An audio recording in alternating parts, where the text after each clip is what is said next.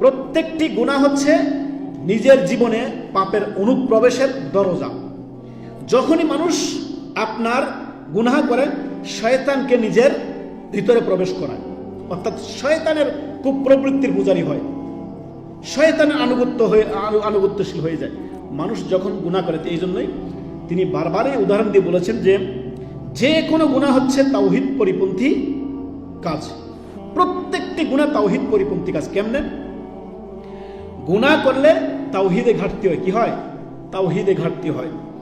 অতএব গুনাহ থেকে বেঁচে থাকুন। কেননা আপনাকে এই কথা সর্বদা মনে রাখতে হবে যে ওহুয়াস সামিউল বাসীর, আল্লাহ সর্বদা আপনাকে শুনেন এবং দেখেন।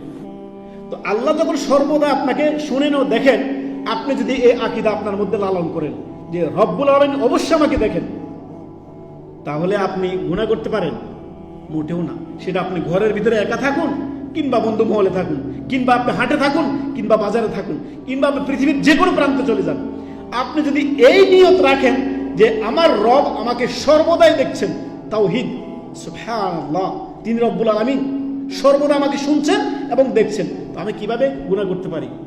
এই জন্যই প্রত্যেকটি গুনাহ হচ্ছে তাওহীদ পরিপন্থী কাজ। অতএব আমরা তাওহীদ পরিপন্থী কোনো কাজ করব না। সর্বদাই গুনাহ করার পূর্বেই খেয়াল রাখতে হবে আমার রব দেখছেন, তিনি শুনছেন সর্বদাই। ওহুয়াস সামিউল বাসীর, আল্লাহ দুটি সিফাত, তিনি শুনেন এবং দেখেন।